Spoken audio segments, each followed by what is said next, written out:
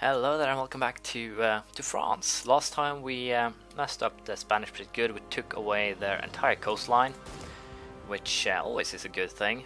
And today we'll probably continue along along those same lines, if at all possible. But yeah, we'll have to see how this actually turns out. We are doing pretty well for ourselves. Portuguese are here helping sieging. I'm tempted to give them Cornwall now, since they actually got it. So, but still, they took 4 provinces in the New World that had pretty substantial amounts of overextension, I think. So it's a little bit of a risk or gamble to give them anything. So I think I'll actually pass on that. But the whole point of this war, as you already know, is to release the Scots. So we'll have to see how that plan actually turns out, because I don't know. Great Britain will pay 128 ducats. No, I will be screwing you over, so that you actually will be having some issues for at least some time to come. That's my plan. If I'm lucky, I'll also have the Irish miners break free, which would be an added bonus, mind you. So we'll have to see about that. Also, depending on, or by looking at the morale of the units I'm fighting, it seems that the Britons have some either monetary issues or simply has to hire mercs. It might be actually the fact that they're hiring too many mercs that could be causing it, but still, I don't really care. Reformed in Artois. Can I actually start turning something back? Yeah, I can turn back Finisterre and Galicia, so we'll do that. Although it'll take a decade, I think, on one occasion, it's still worth doing, I'm pretty sure. Aberdeen fell, so yeah, we're causing them some real troubles here. And also a secondary reason to why I'm screwing them, or trying to screw them over in a very general and serious manner, is simply because of the fact that by doing so they will hopefully end up with some Scottish rebels in the area that can then be used to grow my lands. That's basically the entire goal behind it. There is no hidden agenda here. And also, as you know, if the Scots break free, I have no qualms about that either. But as you can see, this war is more or less won. Although Britain has a lot of troops, they aren't actually using them. They're stuck over in well, against Novgorod in Sweden, it seems. So we can say siege their homelands with relative ease.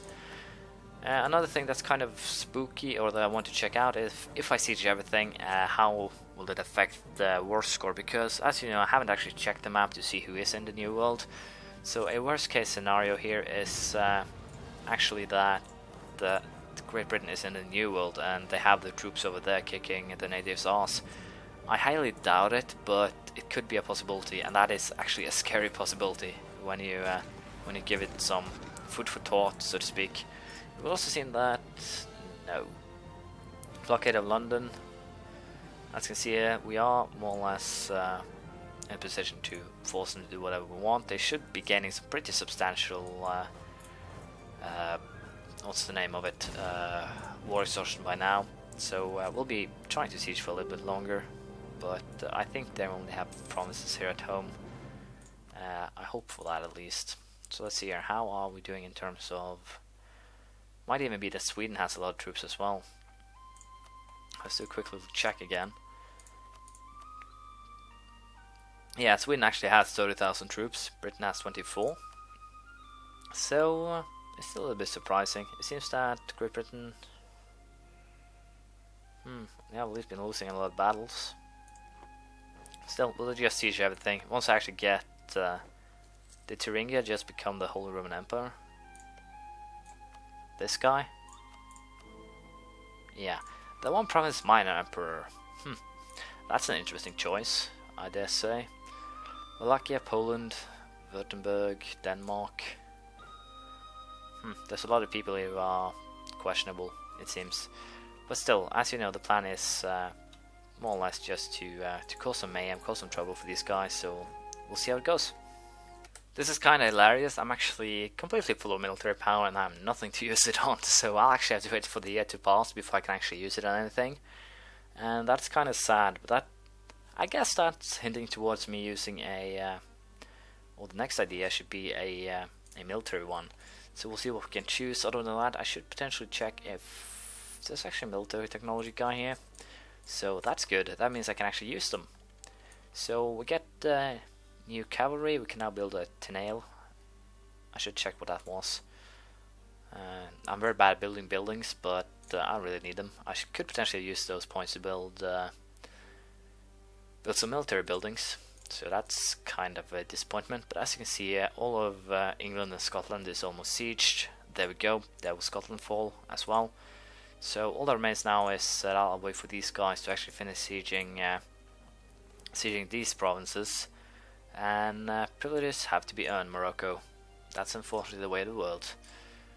We'll also go ahead and boost the stability, although we haven't actually had any rebels, which is kind of surprising, I guess. But yeah, the plan is now to integrate Naples and possibly Savoy as well.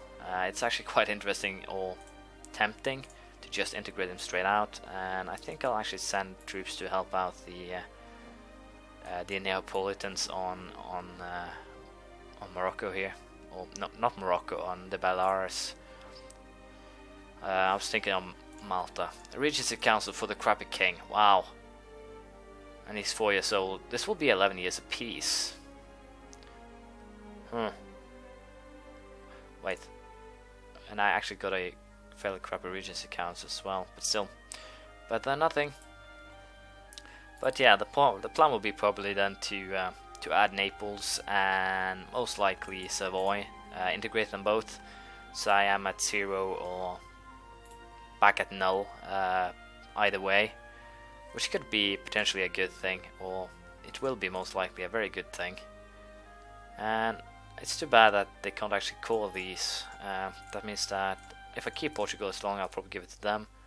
It seems that Austrians aren't actually trying, or are they? They're actually making Almeria into core. No work here from the Bohemians, which is kind of a disappointment, but still. They do have a province up here, but if they actually would be able to get one in Great Britain, that could actually potentially help them out. But as you can see, I actually have a lot of people helping me out, as I said.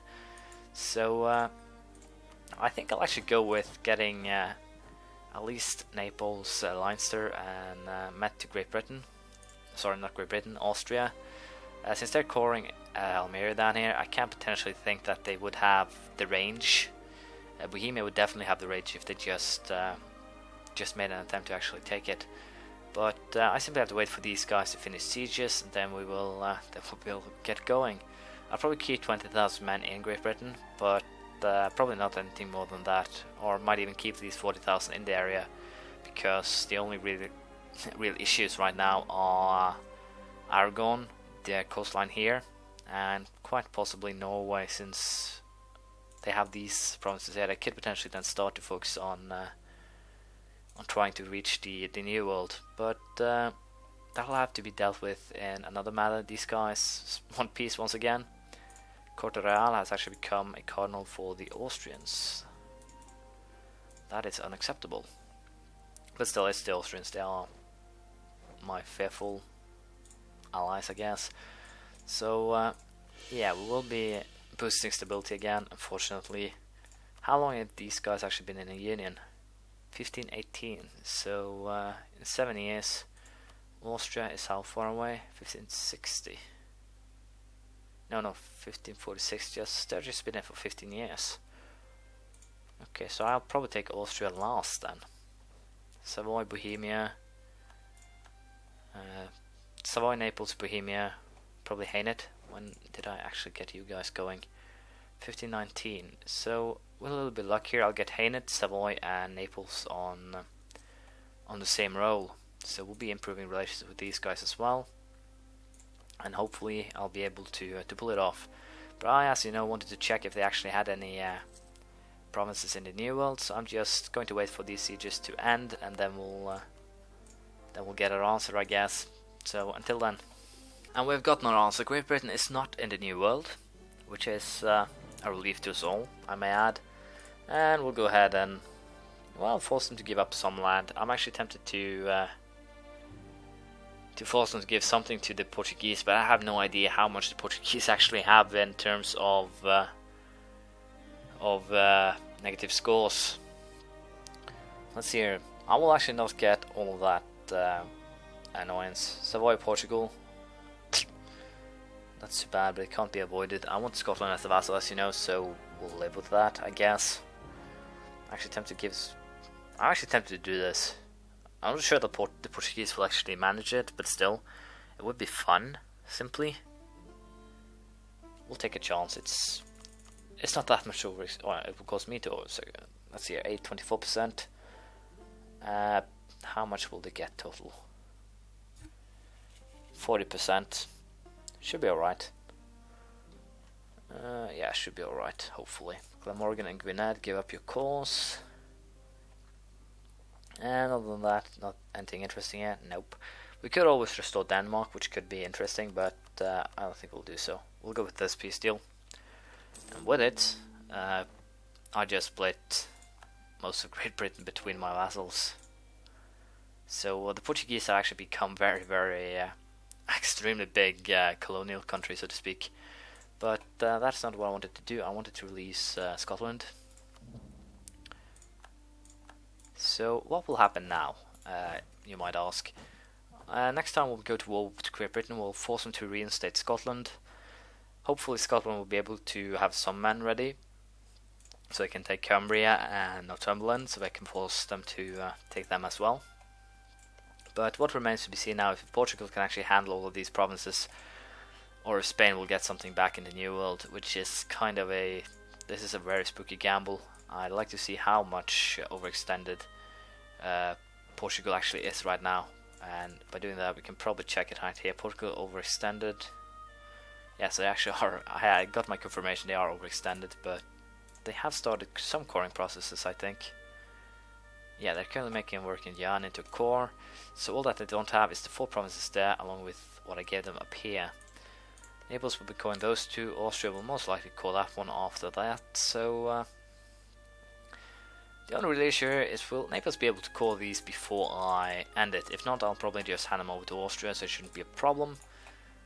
We'll start the process of annexation, I guess, or integration, that is. It'll take 15 years though, so I should be able to make it work. Savoy, will you allow me to integrate you? It's the question we're all asking. But yeah, we'll be going for integration of Savoy. Potentially of other Holy Roman Empire members. Yeah. So potentially this could hurt quite a lot, especially with my relations with Austria and Bohemia. But for now, it seems that I should be able to withstand it to some extent. Ignorant monarch. Wow. I guess that's because I simply have a stupid one.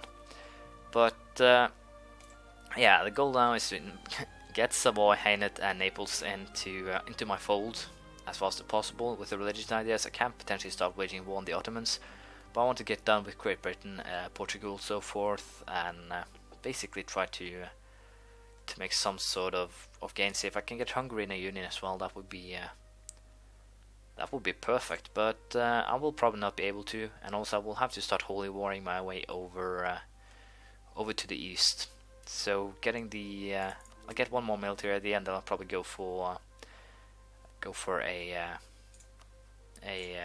well, discovery one. I did find a better way to put it, unfortunately. But yeah, we've heard Great Britain now. Norway is still potentially a threat, but it pains me to say this, but the provinces aren't actually worth very much, so we should be alright even so. But for the time being, the goal will be to keep everything together and see how it goes. I think we will also bribe these guys if we can. Who am I to integrate? Improve relations. Bohemia, we don't need to improve your relations anymore. I think we're almost at the top as well. So we'll go ahead and send these guys a gift. Burgundy, war.